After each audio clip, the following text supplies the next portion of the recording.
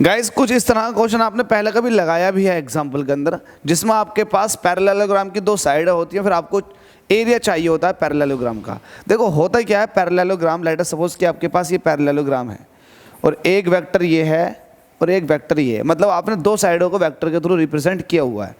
मान लेते हैं कि ये ए वेक्टर है और ये बी वेक्टर है। आपको करना क्या होता है, जब भी आपको एरिया चाहिए पैरेललोग्राम का तो आप ए क्रॉस बी कर देते हो, मतलब इन दोनों वेक्टर का क्रॉस प्रोडक्ट कर देते हो। अब जो क्रॉस प्रोडक्ट करके आएगा तो वो आएगा area in terms of vector, लेकिन आपको चाहिए उसका मैग्नीट्यूड। तो मैग्नीट्यूड निकालना आपका किसी भी वेक्टर का आता है, ठीक है। तो आपको करना क्या होगा, एरिया ऑफ पैरेललोग्राम निकालने के लिए दोनों वेक्टर का क्रॉस मल्टीप्लिकेशन कर देना होगा। तो आप यहां पर लिखेंगे सॉल्यूशन में फॉर एरिया ऑफ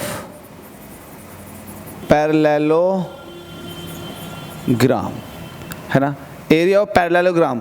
तो लेट अस सपोज कि ये आपके पास ए वेक्टर, सपोज क्या करना है, दिया हुआ है ए वेक्टर और बी वेक्टर। तो आपको करना क्या होगा, एरिया निकालने के लिए आपको पैरेललोग्राम का ए क्रॉस बी करना होगा।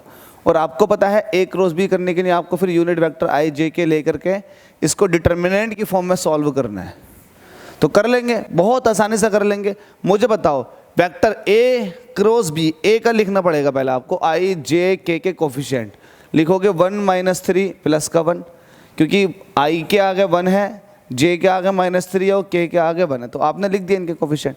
सिमिलरली आप वेक्टर वी के भी कोफिशिएंट लिखेंगे तो सबके आगे 1 1 1 है।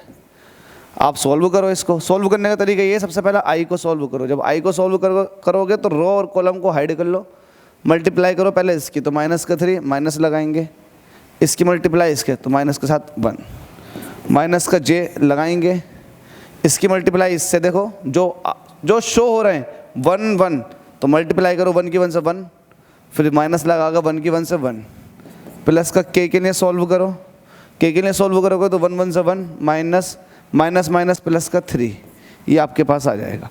तो आपके पास वैल्यू आ जाएगी -4i। अब ये 0 हो जाएगा तो आप कहोगे 0 माइनस के i प्लस 0j, और ये हो जाएगा प्लस का 4k। अब आपके पास ए क्रॉस बी जो आया है वो ये आया है, इसका मैग्नीट्यूड निकाल लो, आपको एरिया मिल जाएगा पैरेललोग्राम का। तो आप कहोगे एरिया ऑफ पैरेललोग्राम,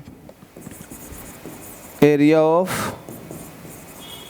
पैरेललोग्राम, ये क्या हो जाएगा, magnitude of A cross B. A cross B का मैग्नीट्यूड निकालोगे तो कोफिशिएंटों का स्क्वायर करके ऐड कर दोगे, -4 का स्क्वायर प्लस 0 का स्क्वायर प्लस 4 का स्क्वायर। देखो ये हो जाएगा 4 का स्क्वायर मतलब 16 प्लस 16, ये हो जाएगा स्क्वायर रूट 32। 32 को आप कह सकते हो 16 × 2, और 16 का जो स्क्वायर रूट होता है वो होता 4, √2 ऐसे ही रह जाएगा। तो वैल्यू आएगी 4√2, और आएगा ये स्क्वायर यूनिट्स में, स्क्वायर यूनिट्स में। तो ये आपके पास एरिया आ चुका, यही पूछा गया था आपसे, यही पूछा गया था, इस पैरेललोग्राम का एरिया बताओ। तो आपने एरिया बता दिया, उम्मीद करता हूँ समझ में आ गया होगा। Question number 8 problem for practice S L Arora का आपने कवर कर दिया। चलिए नेक्स्ट क्वेश्चन के अंदर मुलाकात करते हैं, अच्छे से प्रैक्टिस कर लो आप। अगर आप लोगों का डाउट था तो अब डाउट नहीं रहना चाहिए।